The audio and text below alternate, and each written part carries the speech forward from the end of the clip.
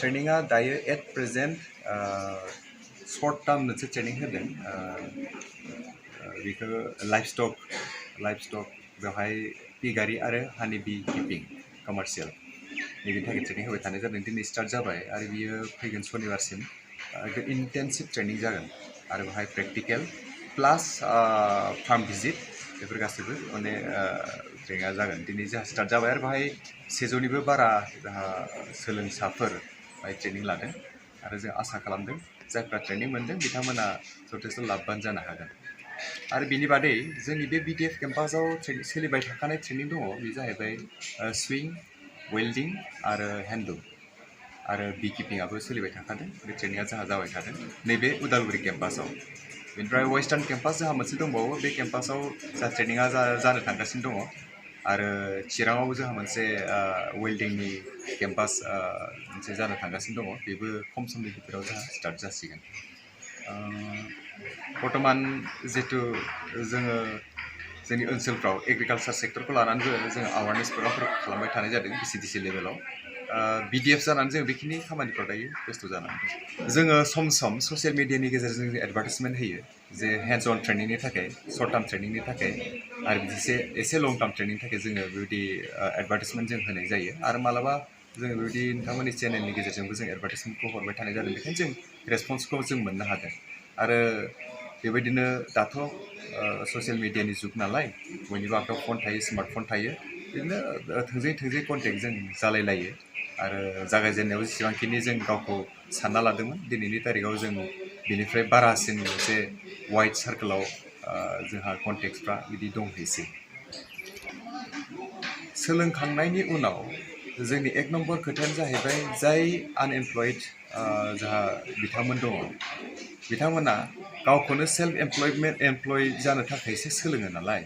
बेनिखायनो बिथांमोना माखौ लानानै मा मावगोन नैबेनि सायाव गावखौनो एसे बुजिना लाग्रोनो गोनां थिग बिदि जेरैहाय दिनै जों पिगारिनि ट्रेनिं होदों पिगारिखौ ट्रेनिं लाखांनायनि उनाव बिथाङा अमा फिनो हानाय जाबाय खिन्थु अमाखौ बोरै फिगोन बिनि थाखायबो फाइनान्सियेल लिंकेजनि जोंहा गोनां जायो बिनि थाखाय BTC सरकार बा सरकारनिफ्राय जि बेबस्थाफोर दङ बेफोरखौ होसोनानै लानांगौ आरो बेखौ होसोनांगौआ गाव गावनि सायाव जथेस्थ' सोनारगोन जोङो एक्सेलारेट खालामगोन थारमाने जों मदद खालामगोन जों बेखौ खोथा होयो आरो बेनिफ्राय फाइनान्सियेल लिंकेजनि थाखाय जों बेंकफोरजोंबो गोबां सावरायदों गोबां बेंक मेनेजारफ्रा जोंखौ बुंदों जे जायफ्रा ट्रेन्ड गभर्नमेन्टनि गभर्नमेन्टजों जों रायज्लायबाय थादों डिपार्टमेन्टफोरजों जों रायज्लायबाय थादों आरो नोंथांमोना जितु स्क्रिनाव नुदों उनथिंनि बे मेसिन बियो बाहाय मोनथाम रोखोमनि मेसिन दङ मोनसेया जाहैबाय जुस जेराव तैयार खालामनाय जायो बेवहाय जों बेखौबो बाहाय प्लान खालामना लाबाय आरो बे मेसिनारिया जोंहा सफैबाय गुबुन मोनसे मेसिना जाहैबाय बानाना फाइबार मेसिन जि थालिर दंफां जायो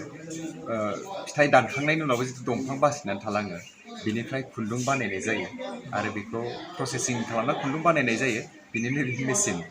आरो मोनसे प्रिजार्भेसननि थाखाय माखासे मेसिनारिफोर दङ बेफोरो जोंहा बेवहाय सफैबाय बेनिखायनो बेखौबो जों फैबाय थानाय एसे खम समनि भितरावनो इनस्टलेसन खालामसिगोन बेवहायबो गोबां सुबुङा एमप्लय जानानै थानो हागोन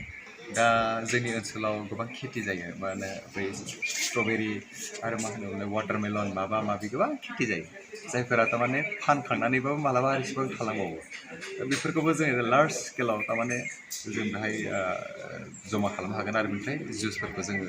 बानायनो हागोन बेखौबो जों मोनसे थांखि लादों आरो बेल' नङा